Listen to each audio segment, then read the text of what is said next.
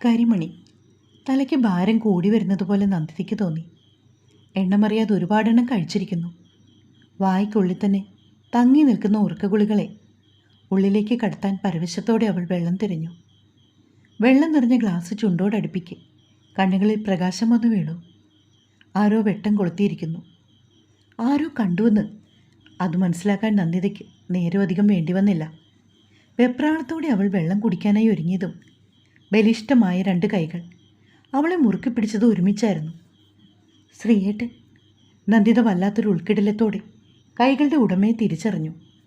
ശ്രീനാഥ് അവളുടെ കയ്യിലിരുന്ന ഗ്ലാസ് വലിച്ചെറിഞ്ഞു. അയാളുടെ കൈകൾ പിന്നീട് നീണ്ടത് നന്ദിതയുടെ വായ്ക്കുള്ളിലേക്കായിരുന്നു. വിരലുകൾ കടത്തി കുറച്ച് ഗുളികകൾ ഉമിനീരോടെ വലിച്ചു പുറത്തേക്കിട്ടു. മനം തികട്ടി നന്ദിത വാഷ് ബേസിനിലേക്ക് ഛർദ്ദിച്ചു. മനോധൈര്യം കൂട്ടി താൻ ഭക്ഷിച്ച കുന്നിക്കുരുക്കളെല്ലാം കഴിച്ച ഭക്ഷണത്തിനോടൊപ്പം തന്നെ തെന്നി നീങ്ങുന്നത് നന്ദിത നിർവികാരിയായി നോക്കി നിന്നു. അവസാനത്തേതും പുറത്തേക്ക് തുപ്പിയെറിഞ്ഞുയരുമ്പോൾ ശ്രീനാഥ് അവളെ തന്നെ നോക്കി നിൽക്കുന്നത് കണ്ടു. മുഖമൊന്നാകെ വലിഞ്ഞു മുറുകിയിരിക്കുന്നു. ഭീതിയോടെ നന്ദിത അയാൾക്കടുത്തേക്ക് ചെന്നു. എന്തു പറയണമെന്നറിയില്ല. എന്തിനാ ഇങ്ങനെ ചെയ്തതെന്ന് ചോദിച്ചാൽ ഉത്തരവുമില്ല. പതിയെ അയാളിലേക്ക് നടന്നെടുത്തു. കൈകൾ രണ്ടും കൂട്ടിക്കെട്ടി കണ്ണുകൾ അടച്ചു നിൽക്കുകയായിരുന്നു ശ്രീനാഥ്. ശ്രീയേട്ടാ, ഞാൻ നന്ദിത പറയാനാഞ്ഞതും അവളുടെ കരണ തടി വീണതും ഒരുമിച്ചായിരുന്നു. ശ്രീയേട്ടാ പറഞ്ഞ് പൂർത്തിയാക്കുന്നതിന് മുമ്പ് മറുകരണവും ചുവന്നു. വേച്ചു പോയ നന്ദിത നിലത്തേക്ക് വീണു. അപ്പോഴേക്കും അവളുടെ ശരീരവും മനസ്സും തളർന്നു പോയിരുന്നു. കുഴഞ്ഞ കൈകാലുകളോടെ തറയിൽ പറ്റിയൊരു ഈയാം പാറ്റയെപ്പോലെ കിടക്കുന്ന നന്ദിതയ്ക്കടുത്തേക്ക് ശ്രീനാഥ് തൻ്റെ തല കുനിച്ചു. മുഖം അവളിലേക്ക് അടുപ്പിച്ചുകൊണ്ട് വിളിച്ചു, നന്ദു. വിരൽ പതിഞ്ഞ കവളിൽ തട്ടി വിളിച്ചപ്പോഴും അവൾക്ക് അനക്കമില്ലായിരുന്നു. ബോധം പോയതാണെന്ന് ശ്രീനാഥിന് മനസ്സിലായി. വാടി വീണ അവളുടെ ദേഹത്തെ അവൻ തൻ്റെ കൈകളിലേക്ക് ഏറ്റെടുത്തു. വാതിലാരോ ശക്തമായി മുട്ടുന്ന കേട്ടാണ് നന്ദിത കണ്ണുകൾ തുറന്നത്. വാതിൽ വലിച്ചു തുറന്നപ്പോൾ പ്രഭയാണ്. ഇതൊരു ഉറക്കാടോ, എത്ര നേരമായി വിളിക്കണ? അമ്മ തിരിയുന്നുണ്ട് നന്ദിതയെ. ചിരിയോടെ അവൾ പറഞ്ഞു. നന്നായി അണിഞ്ഞൊരുങ്ങിയിട്ടുണ്ട് പ്രഭ. നന്ദിത അവളെ തന്നെ നോക്കി നിന്നു. ദേ നോക്കണേ, പപ്പയമ്മയും വരുന്നുണ്ട്. അവരെ വിളിക്കാനായി എയർപോർട്ടിലേക്ക് പോവാ. ഓ. നന്ദിത തലയാട്ടി. വാതിലടച്ച് നന്ദിത ഉടുപ്പ് മാറാനൊരുങ്ങി. ഇന്നലത്തെ സംഭവങ്ങളെല്ലാം ഒരുമാത്രം അവൾക്കുള്ളിൽ മിന്നിമറഞ്ഞു. ശ്രീയേട്ടൻ എന്ത് വിചാരിച്ച് കാണുമോ അറിയില്ല. കവിൾത്തട ഇപ്പോഴും പുകയുന്നുണ്ട്. കണ്ണാടിയിലേക്ക് അവൾ മുഖം നോക്കി. ഇപ്പോഴും വിരൽപ്പാടുകൾ നീലിച്ചു കിടപ്പുണ്ട്. ഈശ്വര, ആരെങ്കിലും കണ്ടാൽ പിന്നെ അത് മതി. ചോദ്യമായി പറച്ചിലായി. അവൾ വേഗം മുഖം കഴുകി വൃത്തിയാക്കി. മുഖത്തിനധികം നിറമില്ലാത്തതിനാൽ അധികം അറിയാൻ സാധ്യതയില്ല. അന്ന് ആദ്യമായി തൻ്റെ തൊലിക്കറുപ്പിനോട് നന്ദി പറഞ്ഞവൾ. ശ്രീയേട്ടൻ പുറത്തേക്ക് പോവാണ് പ്രഭയോടൊപ്പം. അതുകൊണ്ട് ഇന്ന് കണ്ണിൽപ്പെടാതെ കഴിയാം. എന്നാൽ ഇനി അങ്ങോട്ടോ അറിയില്ല. എങ്ങനെയാ താനിവിടെ എത്തിയത്? ശ്രീയേട്ടൻ രണ്ടാമതും തൻ്റെ നേർക്ക് കൈവീശിയത് മാത്രം ഓർമ്മയുണ്ട്. പിന്നീട് ബോധം മറിഞ്ഞിരിക്കണം. വിവാഹം കഴിയുന്നതുവരെയെങ്കിലും കഴിവതും ശ്രീയേട്ടൻ്റെ കൺമുമ്പിൽ ചെന്ന് പെടാതിരിക്കണം. നന്ദിത തീരുമാനിച്ചു. പുറത്തെങ്ങും ആളും ബഹളവും. രാഘവമാമയുടെ എല്ലാ ബന്ധുക്കളും വന്നിട്ടുണ്ട്. സുഭദ്രപ്പയുടെ ഏറ്റവും അടുത്ത ബന്ധു പിന്നെ താനാണല്ലോ. നന്ദിത സ്വയം പരിഹസിച്ചു. ഇതുവരെയായിട്ടും ശ്രീനാഥിനെ അങ്ങോട്ടേക്ക് കാണാഞ്ഞപ്പോൾ മനസ്സിലായി രണ്ടാളും ഇതുവരെയും അവിടെ നിന്ന് തിരിച്ചു കാണില്ലെന്ന്. നന്ദിത പരമാവധി അതിഥികൾക്കൊന്നും മുഖം കൊടുക്കാതെ അടുക്കളയിൽ തന്നെ ഒതുങ്ങിക്കൂടി നിന്നു. പപ്പടം കാച്ചുമ്പോൾ അടുത്തു കൂടിയ കുട്ടിപ്പട്ടാളങ്ങളായിരുന്നു. കെട്ടിനിന്ന് അവളുടെ മൗനത്തിനൊരാശ്വാസം.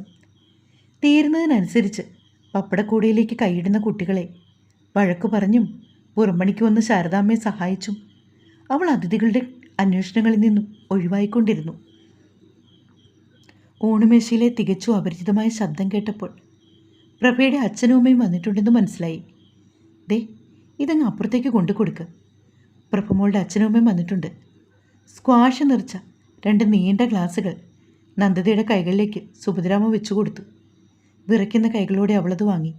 ദൈവമേ, എങ്ങനെ അങ്ങോട്ട് ചെല്ലുന്നേ? ശ്രീയേട്ടനും കാണും. അവിടെ എന്തെങ്കിലും ചോദിക്കുകയോ മറ്റോ ചെയ്താൽ? നന്ദിത പോകാൻ മടിച്ചു. വീണ്ടും അവിടെ തന്നെ ചുറ്റിപ്പറ്റി നിൽക്കാൻ ശ്രമിച്ചു. അത് സുഭദ്രയും ശ്രദ്ധിച്ചു. നിന്ന് കഥകളി കാണിക്കാതെ കൊണ്ട് കൊടുക്കടി. നന്ദിത ഊണുമുറിയിലേക്ക് പതിയെ ചെന്നു. ആരും അവളെ ശ്രദ്ധിക്കുന്നുണ്ടായിരുന്നില്ല. ട്രേ മേശപ്പുറത്ത് വെച്ചതും രാഘവമ്മ അവരോടായി പറഞ്ഞു, ഇതെൻ്റെ മോളാ നന്ദു. ഒരൊറ്റ മോനല്ലേ ശ്രീനാഥ്? ശോഭയിലിരുന്ന കണ്ണട വെച്ച പ്രായം ചെന്ന ഒരു മനുഷ്യൻ രാഘവമ്മയോട് ചോദിക്കുന്നു. നന്ദിത അത് കേട്ടു നിന്നു. എൻ്റെ അമ്മാവൻ്റെ മകളാണ്. അകത്തേക്ക് കയറുമെന്ന് ശ്രീനാഥ് പറഞ്ഞു. അയാളെ കണ്ടതും നന്ദിത അകത്തേക്ക് വലിഞ്ഞു. ഉച്ചയ്ക്ക് മുന്നേ പ്രഭയും കുടുംബവും തറവാട്ടിൽ നിന്ന് പോയിരുന്നു. കല്യാണത്തലേന്ന് ചെക്കനും പെണ്ണും ഒരു വീട്ടിൽ പാടില്ലല്ലോ, അതായിരിക്കാം. നന്ദിത നിശ്വസിച്ചു. ശ്രീയേട്ടൻ കഴിഞ്ഞ രാത്രിയെക്കുറിച്ച് ആരോടും പറഞ്ഞിട്ടില്ല.